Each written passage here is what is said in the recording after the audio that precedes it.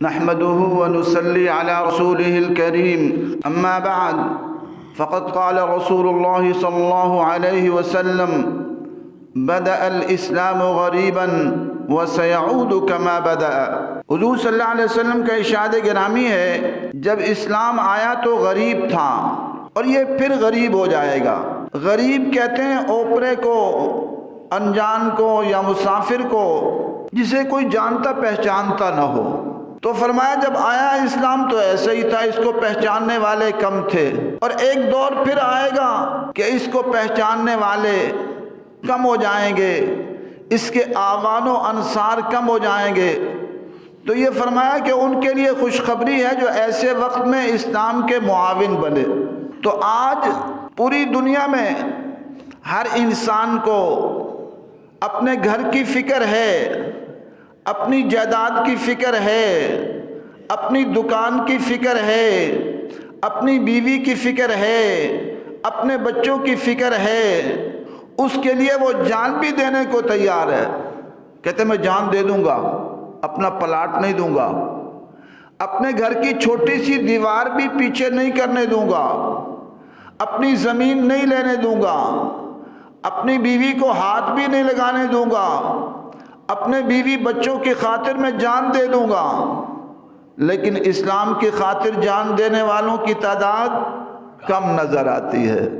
تو آپ نے فرمایا بدأ الاسلام غریبا وسیعود کما بدا۔ آج جاؤ دیکھو جیلوں میں جو لوگ پڑے ہیں ان میں سے کتنی تعداد اسلام کی خاطر جیلوں میں پڑے ہیں۔ اکثریت ان کی دنیا کی خاطر جیلوں میں پڑی ہے۔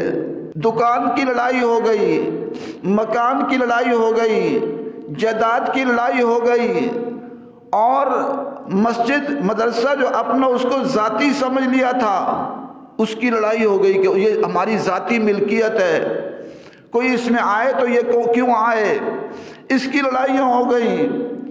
تو ذاتی لڑائیاں کی خاطر تو جیلوں میں لوگ پڑے ہیں، لیکن اسلام کی خاطر لڑنے والوں کی تعداد کم ہو چکی ہے۔ اسی لیے آج پورے ملک میں اور پوری دنیا میں گانے کی محفلیں عام ہو گئیں، رقص کی محفلیں عام ہو گئیں، بدکاری کے اڈے عام ہو گئے، زنا کے اڈے عام ہو گئے، شراب کے اڈے عام ہو گئے، جوئے کے اڈے عام ہو گئے۔ پورا میڈیا فحاشی پیش کر رہا ہے۔ ادھر ایک مرد بیٹھا ہوا ہے تقریباً انگریز بن کر بیٹھا ہے، اور ایک ادھر عورت بیٹھی ہے وہ بھی انگریزن بنی ہوئی ہے، سر سے دوپٹہ اتر چکا ہے، بال بنا کے آئی ہے، میک اپ کر کے آئی ہے۔ ایک مرد کے ساتھ جس کو دیکھنا جائز نہیں ہے اس سے مسکراہٹوں کے تبادلے ہوتے ہیں، اور تبادلے کر کے خبریں پڑھی جا رہی ہیں۔ اور یہ اسلامی جمہوریہ پاکستان ہے، یہ مسلمان ممالک کے میڈیا کا حال بن چکا ہے۔ اس لیے میرے دوستو، میری ماں اور بہنوں، بیٹیوں، آج ضرورت اس بات کی ہے کہ ہم اسلام کے سپاہی بن جائیں، ہم اسلام کے مجاہد بن جائیں، ہم اسلام کے معاون بن جائیں، تو بڑی قدر و قیمت ہے۔ آج چاہیے تو یہ کہ ہم ہر مسجد کو مسجد نبوی کی ترتیب پر لے آئیں، آج ہم ہر مدرسے کو اسلام کا قلعہ بنا دیں۔ آج مدارس موجود ہیں بڑے بڑے، لیکن وہاں ان کے قریب گانے کی محفل ہوتی ہے، ان کے قریب بدکاری کے اڈے ہیں، ان کے قریب شراب کی دکانیں ہیں، ان کے قریب زنا کے اڈے ہیں، لیکن مدارس والے کہتے ہیں ہمارا کوئی تعلق نہیں۔ یہ حکومت جانے، اور حکومت کون سی؟ جو فاسقوں فاجروں کی حکومت ہے، جو بدکاروں کی حکومت ہے، جو زانیوں کی حکومت ہے، جو شرابیوں کی حکومت ہے، وہ جانے، وہ اس کا حل کرے۔ وہ کیسے حل کرے گی؟ وہ تو خود شرابی ہیں، وہ تو خود ان میں اکثریت 80% زانی ہے، 80% شرابی ہے، 80% بدکار ہیں، وہ اس کو ختم کریں گے؟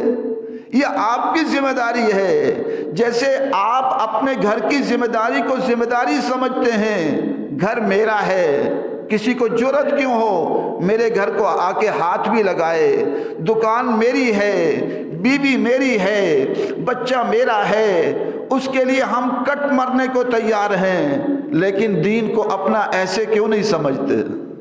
دین ہمارا ہے لیکن اس طرح نہیں سمجھتے، تو ہم دین کو بھی ایسے ہی سمجھیں۔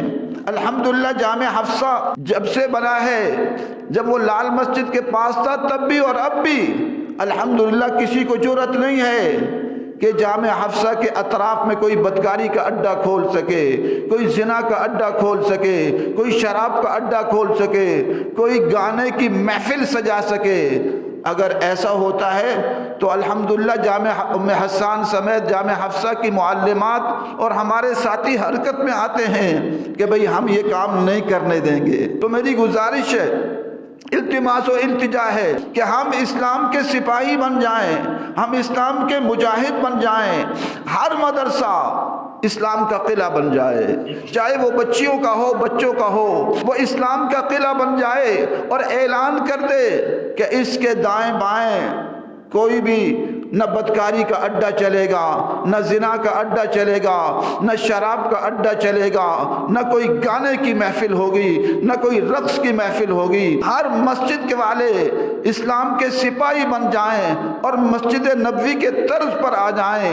اگر حضور صلی اللہ علیہ وسلم اور آپ کے صحابہ بدر میں نکل سکتے ہیں، احد میں نکل سکتے ہیں، خندق میں نکل سکتے ہیں اور لمبے لمبے سفر کر کے طائف پہنچ سکتے ہیں، تبوک پہنچ سکتے ہیں، خیبر پہنچ سکتے ہیں، تو آج ہر مسجد کے اندر مجاہدین کی جماعت ہونی چاہیے اور ہمارے مشورے ہونے چاہیے کہ ہم اپنے محلے میں کیسے اسلام لا سکتے ہیں، ہمارے محلے میں کیسے اسلام آ سکتا ہے، ہمارے محلے میں سے کیسے فحاشی عریانی ختم ہو سکتی ہے، بدکاری اور زنا اور شراب کے اڈے ختم ہو سکتے ہیں۔ یہ نہیں کہ آئے اور نماز پڑھی اور اس کے بعد مسجد بند، ایسا نہیں ہونا چاہیے۔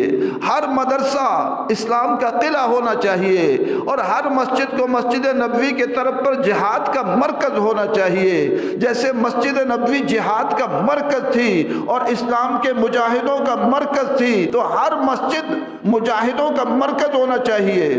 اور میری گزارش ہے پاکستانی فوج سے بھی اور پاکستانی ایجنسیوں سے بھی اور ایف سی والوں سے بھی اور تمام قسم کی ایجنسیوں سے بھی، اب وقت تھوڑا رہ گیا ہے۔ اب آپ نے جامع حفصہ پر ظلم و ستم کر کے، وانا وزیرستان پر ظلم و ستم کر کے اور اس سوات پر ظلم و ستم کر کے مجاہدوں کو دہشت گرد قرار دے کر بہت ظلم کیا۔ اب خدا کے لیے اپنے اوپر رحم کرو، اپنے بچوں پر رحم کرو اور ان ظالم حکومتوں کا ساتھ چھوڑ دو۔ یہ 30 35 40 ہزار کی نوکری اللہ اس سے کہیں زیادہ دے دے گا۔ جاؤ کہیں ملازمت کرو اور جگہ، یا کسی جگہ چلے جاؤ کچھ تجارت کرو، اللہ اس سے کئی گنا زیادہ دے گا۔ ان فاسقوں فاجروں، ان ظالموں کی نوکری کرنے سے لاکھ گنا بہتر یہ ہے کہ آپ کوئی اپنا کاروبار شروع کر دو، کوئی محنت مزدوری شروع کر دو، اللہ تعالیٰ قادر ہے اس سے زیادہ رزق دے گا۔ رزق کو اللہ نے محنت سے نہیں جوڑا، رزق کو تقوی سے جوڑا ہے۔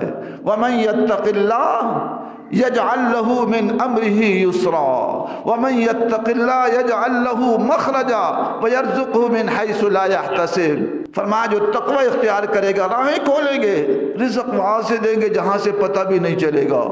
تو اس لیے آج ان ظالموں کا حکم مت مانو۔ ہر داڑھی پگڑی والے کو دہشت گرد قرار دے رہے ہیں، ہر اسلامی نظام کے چاہنے والے کو دہشت گرد قرار دے رہے ہیں۔ جیسے افغانستان میں امریکہ اور اس کے 50 ملک کر رہے تھے، نتیجہ کیا نکلا؟ نتیجہ یہ نکلا کہ آج مجاہدین اور طالبان کی حکومت آ گئی ہے، دہشت گردوں کی حکومت آ گئی ہے۔ آج افغانستان میں دہشت گردوں کی حکومت ہے اور پاکستان کل ان کو دہشت گرد کہتا تھا، آج کہتے ہیں اچھے تعلقات کے خواہاں ہیں، ہم افغانستان سے اچھے تعلقات چاہتے ہیں۔ اب وہ دہشت گرد ہیرو بن گئے ہیں تو کل یہاں کے بھی دہشت گرد ہیرو بننے والے ہیں۔ تو اس لیے اپنی زندگیوں کو برباد مت کرو، اپنی زندگیوں کو دین کی خاطر لگا دو، اسلام کی خاطر وقف کر دو۔ یہ زندگی تو ختم ہو جانی ہے۔ اللہ تعالی ہم سب کو اسلام کا سپاہی بنائے، اسلام کا مجاہد بنائے، اسلام کا معاون بنائے اور ہم سب کو دین کی خدمت کے لیے قبول فرمائے۔ وآخر دعوانا الحمدللہ رب العالمین۔